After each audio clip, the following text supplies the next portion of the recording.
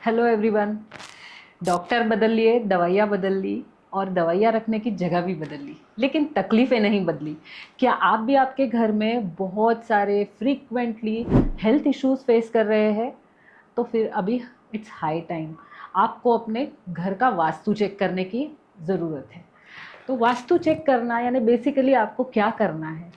तो एंट्रेंस से लेके टॉयलेट, बाथरूम, बेडरूम्स और किचन, ये सारा प्लेसमेंट हमें चेक करना है कि आपके रूम्स कौन से डायरेक्शन में आ रहे हैं, आप सो कहाँ रहे हैं, आपके घर की रसोई कहाँ है, अग्नि तत्व में अग्नि ही है या कहीं प्रदूषित अग्नि हो गया है यानी टॉयलेट है, ये सब चेक करना है।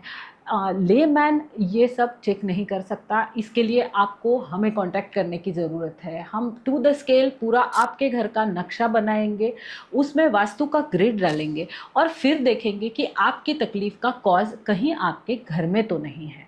बहुत बार ऐसे होता है कि टॉयलेट्स की प्लेसमेंट गलत दिशाओं में हो जाती है और फ्लैट्स में टॉयलेट शिफ्ट करना या बंद करना ये हाईली इम्पॉसिबल होता है।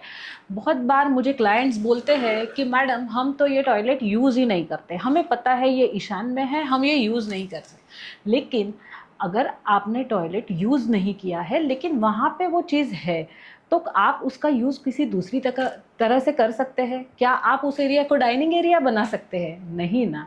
तो जब तक डब्ल्यूसी वहाँ से आप हटाते नहीं हैं, आपको टॉयलेट के बैड इफ़ेक्ट्स मिलते ही रहेंगे।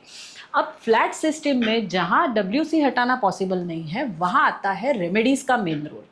तो ऐसे में एक होता है कि जो निगेटिव ऊर्जा है उसको ब्लॉक करना और पॉजिटिविटी बढ़ाना, यानी कुछ स्ट्रिप्स डाल के, कुछ मिनरल्स डाल के ब्लॉकिंग करना पड़ता है और वहाँ के उस तत्व की ऊर्जा को बढ़ाना, गुणोत्कर्ष करना। उसके लिए फिर रोल आता है जेम स्टोन्स का, मेटल्स का। ये सबसे बड़ा रोल होता है रेमेडीज़ का।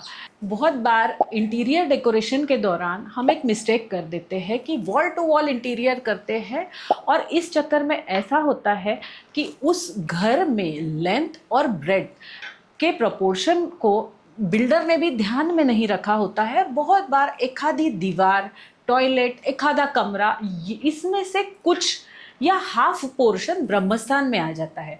जैसे कि आपको पता ही होगा कि ब्रह्मस्थान ये वास्तु में ऊर्जा का सबसे महत्वपूर्ण स्थान है, सबसे सेंसिटिव पॉइंट है।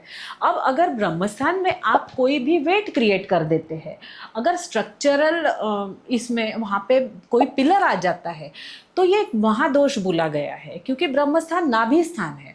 जैसे अपने शरीर में अपना नाभि स्थान होता है, वहाँ पे हम अगर कोई वेट रख देते हैं तो हमारा दम घुटने लगता है। वैसे ही अगर घर के ब्रह्मस्थान में कोई स्ट्रक्चरल डिफेक्ट हो या इंटीरियर के दौरान आपने कुछ डिफेक्ट क्रिएट किया हो, कोई पिलर आ गया है, कुछ आपने आर्टिफैक्ट रख दिया है जो बहुत हैवी है, कोई हैवी प्लांटर रख दिया है, तो ये बहुत बड़ा फॉल्ट होता है और ये बहुत आसानी से पकड़ में नहीं आता है, क्योंकि लोग ओवरलुक कर देते हैं ब्रह्मस्थान को। वीडियो में एंड तक बने रहिए, जाते जाते आपको कुछ छोटे छोटे हेल्थ के लिए बेनिफिशियल टिप्स देने वाली हूँ। तो टॉयलेट हो गया, ब्रह्मस्थान हो गया, किचन पे आते हैं। अगर आपके घर की रसोई जल तत्व में बनी हुई है यानी नॉर्थ में बनी हुई है, तो नॉर्थ आप सबको पता है फीमेल हेल्थ की डायरेक्शन है नॉर्थ। और ऐसे में उस घर की जो लेडी है उसकी कुंडली में यानी फोर्थ हाउस में भी हम चेक करेंगे तो राहु शनि जैसे ग्रह हमें दिख सकते हैं जो कि नॉर्थ में फॉल्ट दिखाते हैं। नॉट ओनली किचन, लेकिन नॉर्थ में फॉल्ट क्या हो सकते हैं, तो टॉयलेट बाथरूम हो सकते हैं, नॉर्थ पूरी क्लोज्ड हो सकती है यानी बंद हो सकती है। जब तक के नॉर्थ में कोई बालकनी नहीं है, विंडो नहीं है, कोई ऐसा रूम नहीं है जो कि बहुत ज़्यादा भारी है और वहाँ से बहुत अच्छा लाइट आ रहा है, तो ऐसी हर वो चीज़ जो हैवीनेस, डार्कनेस क्रिएट करती है, पोल्यूशन क्रिएट करती है, यानी कि टॉयलेट, बाथरूम या फिर किचन यानी फायर एलिमेंट, तो ये नॉर्थ में हम दोष बोलेंगे। अब नॉर्थ के दोष को हम कैसे हटा सकते हैं, तो ऑफ कोर्स फॉर्म करेक्शन करके और रेमेडी करके हम नॉर्थ के दोष को करेक्ट कर सकते हैं। तो फॉर्म करेक्शन यानी अगर आपका इंडिपेंडेंट घर है, बंगलो है, तो ऐसे में आप एक आधा विंडो क्रिएट कर सकते हैं, खुलापन क्रिएट कर सकते हैं। लेकिन फिर आ जाते हैं हम सबकी कॉमन प्रॉब्लम, फ्लैट सिस्टम में ये सब करना पॉसिबल नहीं है। फिर भी छोटा सा वेंटिलेशन अगर क्रिएट कर पाए बहुत अच्छी बात है। या फिर आप मिरर लगा सकते हैं। आपको बता दूं कि इंटीरियर में मिरर सिर्फ और सिर्फ नॉर्थ में ही अलाउड है, और क्लोज्ड नॉर्थ में मिरर की रेमेडी बहुत अच्छे इफ़ेक्ट्स देती है। टॉयलेट्स और किचन, रूम प्लेसमेंट्स, ये सब हमने चेक कर लिया है, ब्रह्मस्थान भी चेक कर लिया है। अब आते हैं बेडरूम्स में। बेडरूम्स यूजुअली आप सबने सुना होगा कि मास्टर बेडरूम दक्षिण में होना चाहिए, नैऋत्य में होना चाहिए। लेकिन होता क्या है, घरों के साइज छोटे छोटे होते हैं, ध्यान में नहीं आता, और दक्षिण से नैऋत्य के बीच में जो पद आता है उस पद में हम बेड रख देते हैं, जिसे लेमैन्स लैंग्वेज में बोलेंगे south of south west zone. यहाँ पे वास्तु पुरुष मंडल की ऐसी ऊर्जाएं होती है जो हेल्थ के लिए बहुत हैजार्डस है।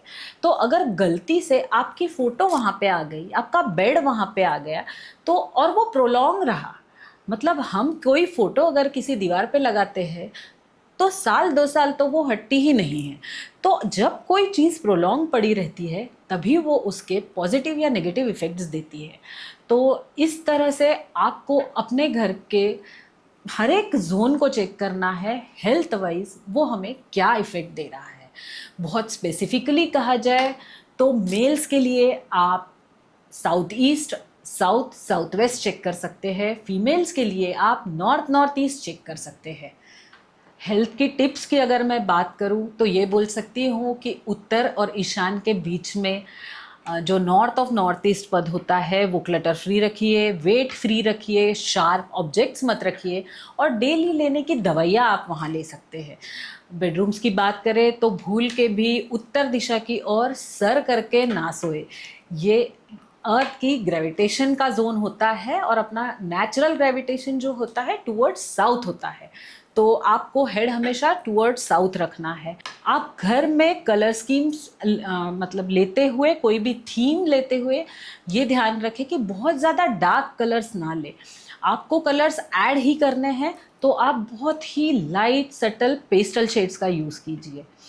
और ये सब करके भी आपको लग रहा है कि आपके हेल्थ के इश्यूज़ हल ही नहीं हो रहे हैं, तो ज़रूर कांटेक्ट कीजिए। हम एस्ट्रो वास्तु एनालिसिस करके आपको कुछ सॉल्यूशन ज़रूर देंगे।